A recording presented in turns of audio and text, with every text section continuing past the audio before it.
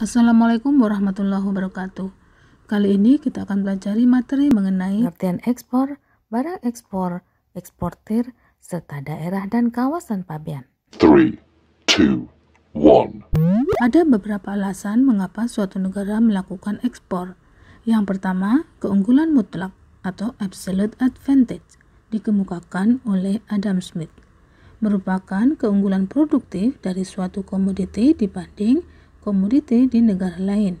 Misalnya, karena komoditi tersebut memiliki keterikatan tertentu. Di Indonesia, contohnya ada kerajinan perak, ukiran, keris, batik, dan lain-lain karena keterikatan sejarah dan budaya.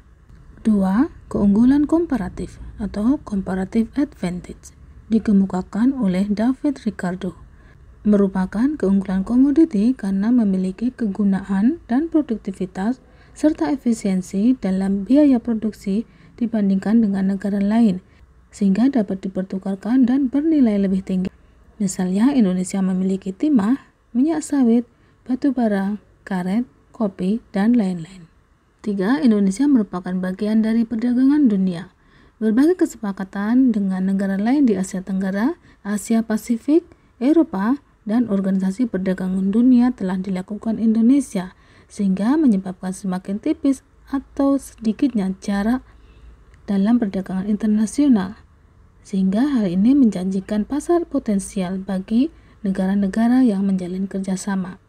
Kesepakatan tersebut diantaranya adalah Association of Southeast Asian Nations atau ASEAN, kemudian AFTA atau Asian Free Trade Area, kemudian Asian Economic Community atau Masyarakat Ekonomi ASEAN, kemudian China and Asian Free Trade Area, APEC atau Asia Pacific Economic Cooperation, World Trade Organization atau WTO. Selain itu, kesepakatan tersebut menyebabkan arus bebas barang, jasa, dan tenaga kerja semakin lancar dan tidak dapat dibendung lagi. 4.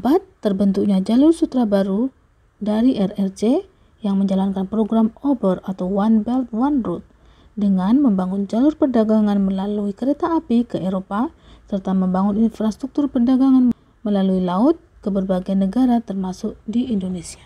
Apa arti ekspor, daerah pabean, dan kawasan pabean? Ekspor adalah kegiatan mengeluarkan barang dari daerah pabean. Daerah pabean merupakan wilayah NKRI serta tempat-tempat tertentu di zona ekonomi eksklusif dan landas kontinen. Kegiatan di tempat tertentu ini, misalnya adanya eksplorasi pertambangan, di mana diperlukan barang-barang untuk kegiatan pengeboran yang sebagian atau seluruhnya berasal dari luar daerah pabean. Selanjutnya, kawasan pabean. Kawasan pabean dengan batas-batas tertentu di pelabuhan laut, bandar udara, atau tempat lain yang ditetapkan untuk lalu lintas barang yang sepenuhnya berada di bawah pengawasan Direktorat Jenderal Bea dan Cukai.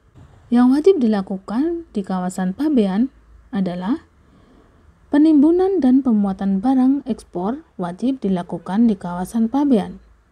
Pembongkaran dan penimbunan barang impor wajib dilakukan di kawasan pabean.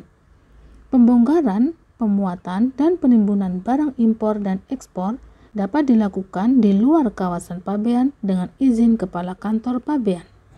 Lalu, apa yang dimaksud dengan barang ekspor?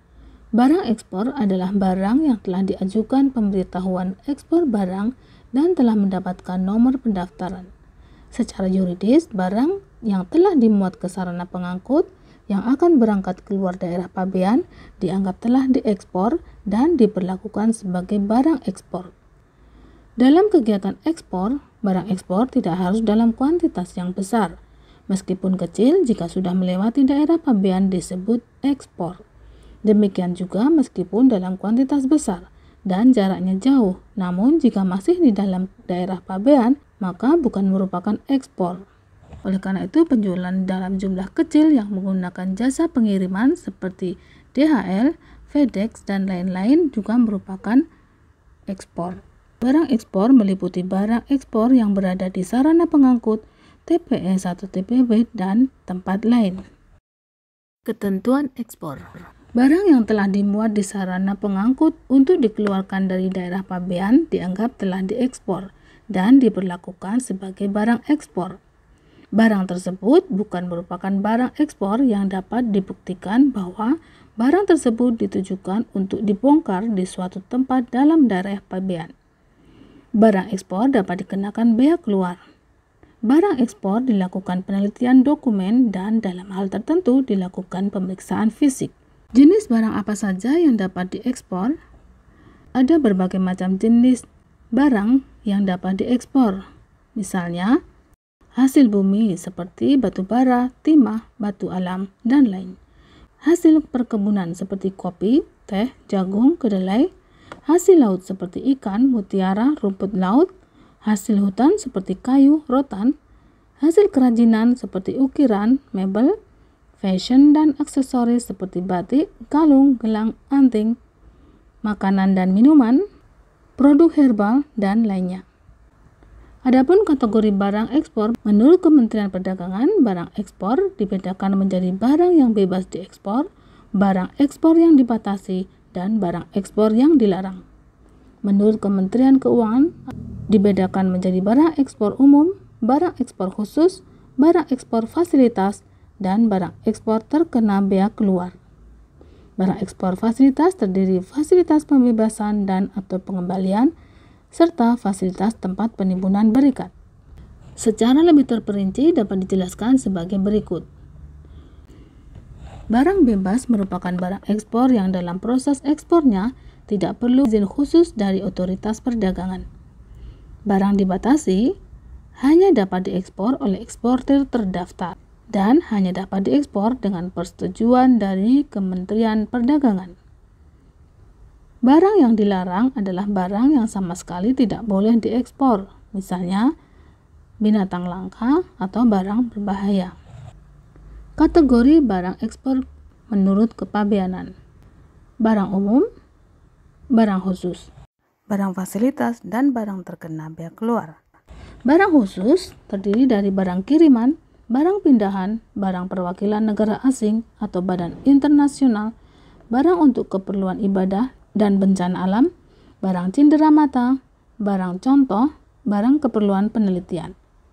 Barang fasilitas terdiri dari fasilitas pembebasan dan atau pengembalian, serta fasilitas tempat penimbunan berikat. Barang yang terkena bea keluar, yaitu konsentrat mineral, kulit, kayu, biji kakao, CPO, dan produk turunannya.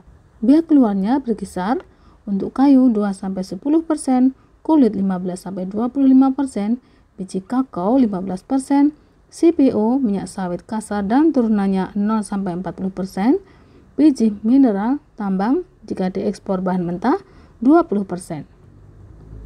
Eksportir. Siapakah yang dapat menjadi eksportir? Pada dasarnya, eksportir dapat dibedakan menjadi dua, yaitu eksportir produsen dan eksportir non-produsen atau trader. Eksportir produsen menawarkan barang hasil produksinya sendiri, serta dapat menjual dengan mereknya sendiri maupun tanpa merek. Eksportir produsen juga dapat menggunakan merek atau desain logo atas permintaan pembeli, atau sering disebut dengan private label. Sedangkan eksportir non-produsen bertindak sebagai agen pemasaran dari produsen. Perusahaan dagang banyak bertindak sebagai agen pemasaran produsen. Baik eksportir produsen maupun non-produsen adalah perorangan atau badan usaha yang berbentuk badan hukum yang didirikan dan berkedudukan atau melakukan kegiatan ekspor dalam wilayah hukum Republik Indonesia, baik sendiri maupun secara bersama-sama melalui perjanjian penyelenggaraan kegiatan usaha dalam bidang ekonomi. Eksportir terdaftar telah mendapat pengakuan dari Menteri Perdagangan untuk mengekspor barang tertentu sesuai dengan ketentuan yang berlaku. Sesuai ketentuan baru, pelaku usaha ekspor, baik perorangan atau badan usaha, dapat didaftarkan ke laman OSS atau One Single Submission.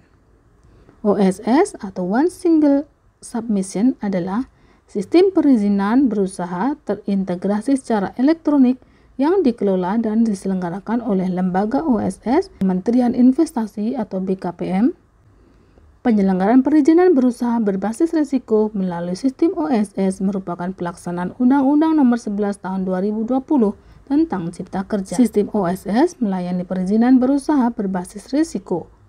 Pelaku usaha dapat mengakses sistem OSS berbasis risiko melalui laman ini. Legalitas badan usaha akan dibahas pada materi berikutnya. Semoga bermanfaat. Wassalamualaikum warahmatullahi wabarakatuh.